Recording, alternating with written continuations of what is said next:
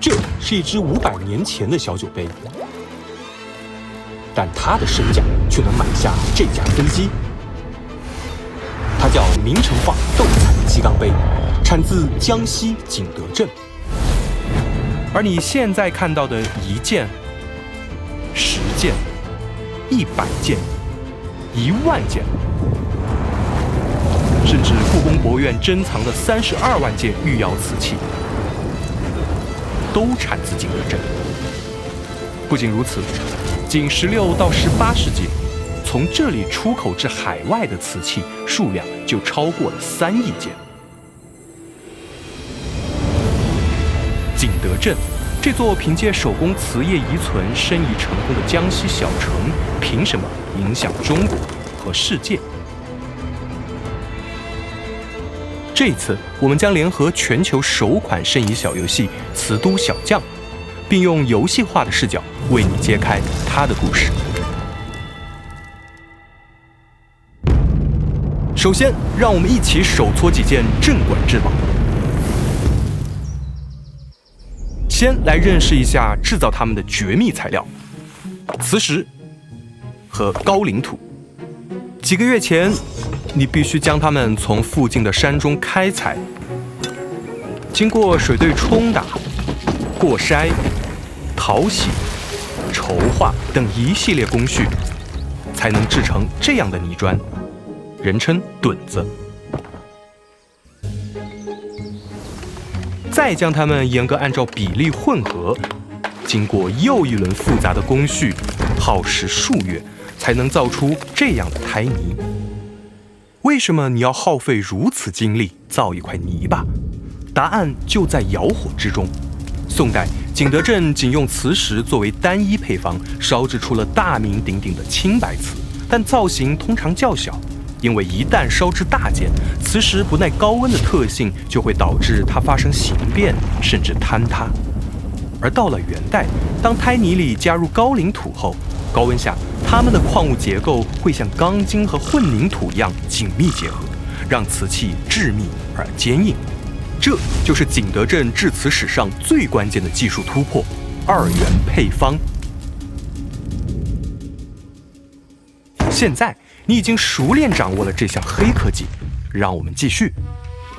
将胎泥在模具中按压成型，先做出较大的平颈、平肩、平腹，用接头泥粘接一体，再细刀精修。随后粘接平足、平口，继续精修。这只高度近半米的大梅瓶完成了，这就是专门烧制大件瓷器的分段硬坯工艺。随后，用一种灰黑色的颜料画上你最爱的英雄人物，通体施釉，放入专用匣钵，入窑封门，点火控温，用1300摄氏度的高温一次烧制而成。恭喜你，造出了南京市博物馆镇馆之宝第3批禁止出境展览文物——元青花萧何月下追韩信梅瓶。但问题来了，原本灰黑色的颜料为什么会变成蓝色？让我们再次回到窑火中，看看发生了什么。高温下，瓷器表面的釉料熔变成玻璃质，而这种颜料中富含的大量钴元素随即融入其中，在缺氧还原的环境中形成了鲜艳稳定的宝石蓝。同时，颜料中的铁元素也会在局部形成铁锈斑。当瓷器冷却，一抹特别的蓝出现了，这就是景德镇最重要的青花颜料——苏麻离青。它们由波斯商人远携而来，极其珍贵。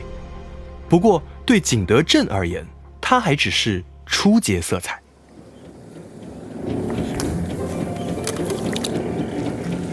现在我们来到明代，通过拍坯和立坯技术，你造出了一只薄如纸张的小酒杯。用细笔勾勒子母鸡和湖石花草等纹饰。经高温第一次烧制，就会得到这只青花小酒杯。但这一次，青花只是开始。你在反复试验中发现，用不同的材料搭配后，就能在青花轮廓内2次绘制出红、黄、绿等颜色。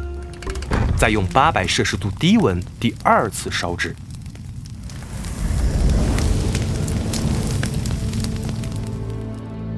恭喜你，造出了中国台北故宫博物院镇馆之宝——明成化斗彩鸡缸杯。但这场色彩魔法还在演变。康熙晚期，受宫廷珐琅彩启发，景德镇工匠引入了一种名为玻璃白的乳浊剂。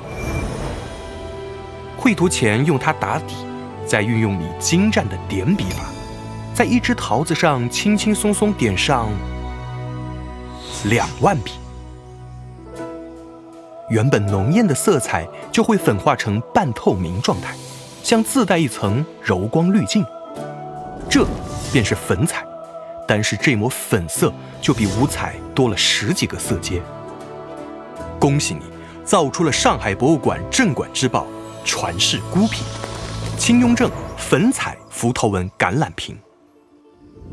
不过，真实的制瓷工艺远比我们呈现的要更加复杂。据《天工开物》记载，共计1批功力，过手72，方可成器。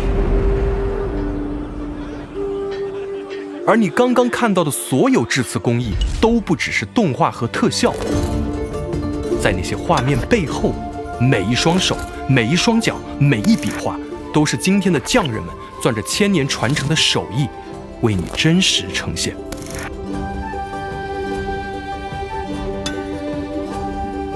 也许他们才是景德镇真正的镇馆之宝。近1000年来，工匠们就在这里穷尽创意，传承技艺，形成了高度分工的生产网络。有的家族世代拉坯，有的作坊只精于绘画，有的窑户专造青花，有的工匠一辈子只烧1炉火，只画1朵花。但也许他们并不知道，这些瓷器将如何震撼世界。这是1500米深的海底，而这是中国首次在1000米级深海发现的明代沉船遗址。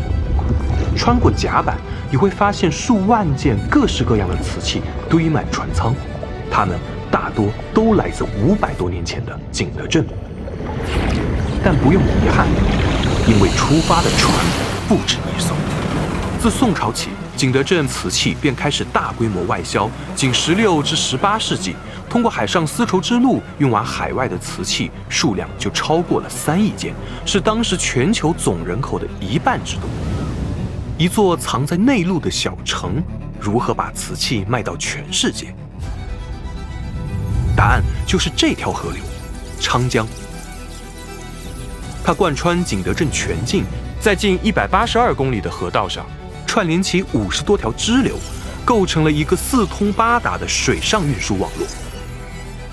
上游的磁石、高岭土、窑柴等原料可以顺流直抵景德镇中心区域。在这里烧制完成的瓷器又能立刻从码头起运，顺流而下。昌江就像一条真正的流水线，串联起整个景德镇瓷业。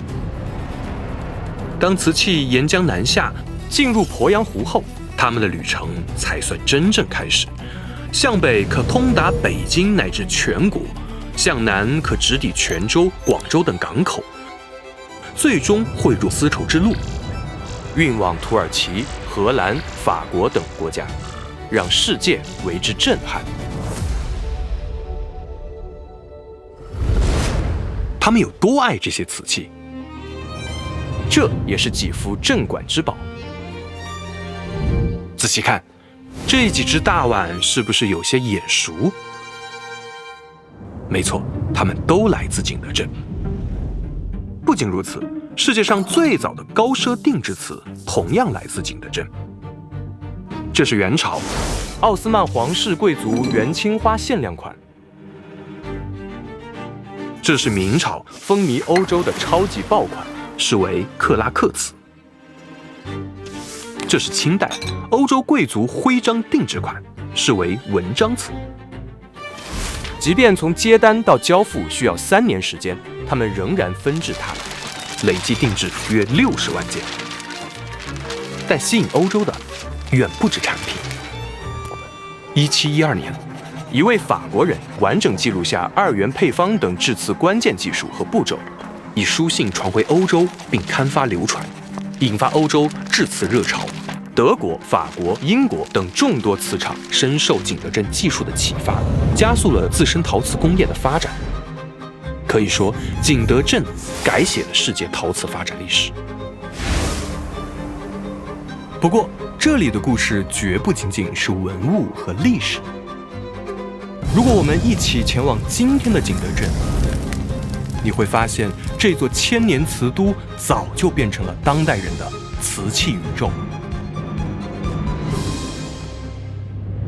想象一下，现在的景德镇匠人们会烧出什么？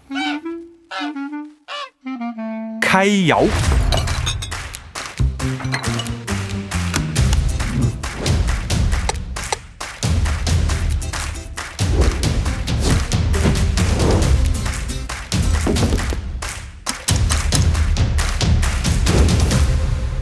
1000年过去了，旧窑会变成遗址，瓷器会变成文物，但每一道工艺和技术都在街头巷尾流传了下来。他们是景德镇的3248位非遗传承人，6万锦漂、5000洋锦漂和15万从业者。它古老吗？的确，过手72道古法仍在传承。它创新吗？看这些作品，看他们直播、联名、跨界，还有游戏 AI 打造的数字人师傅，带你遨游景德镇街巷里弄，寻瓷探宝。这些都只是冰山一角，数字技术正在系统重塑这座千年瓷都。多模态 AI 数据集把千年制瓷脉络完整留存，数字建模与 AI PCG 技术让古窑古建重现昔日盛景。金库研究智能体让行业学者可以共建共享，而景德镇与腾讯打造的这款申遗小游戏《瓷都小将》，更是让千里之外的每一个普通人也有机会参与其中。你不仅能重新回到那座历史中的景德镇，还能从一个小工匠开始，亲历景德镇发展史上各个重要节点，一起扬帆出海，驰骋全球。你也可以在手机上模拟制瓷，揉泥、拉坯、上釉、烧窑，挥洒创意，亲手烧制属于你的镇宅之宝、镇司之宝。所以，景德镇的珍贵，从不在那些静静陈列的珍宝和遗址里，而在那张由一个个人、一只只手织就的网里。窑火熄了又燃，工匠来了又去。但这张网从未断过，它连着过去与未来，也连着中国与世界。一座城，1000年，只做一件事。你干这20年，你有没有发觉你的这个手发生了一点点微小的变化？有啊，我们这手指头，像这种大拇指都是，食指、中指这些都是往一边倒的，就是月亮形一样的那种感觉。手啊，这握臂啊，别握得太紧，这中间呢要放的鸡蛋，太紧的用不的喷出去不够啊。另外握臂要握得紧，握得紧的臂就灌气，灌到鼻尖上去。那很多疤，手啊、刀块都有，这里都有，因为你要拿的匣钵，它就跟刀一样的，有泥巴它就会开裂。你知道济南过那冬天那个当真的，只要一挨着，眼泪都不出来。我们用的是什么呢？用腕力。画线条的时候，我们这个手就是不能再挪动的，手掌全是出汗，那证明你是用了很多的这种我们说阴劲，它就一股热量就往手上来走。我漂手一下子是可以的，我可以平衡就是这样飘着的，但是这样更伤筋。那我们就会用一个棍子去接一下，就是主要是这个手定住，接一点点力。反正我个人觉得这个填色彩，我觉得是一个很幸福的事情，因为你跟美打交道。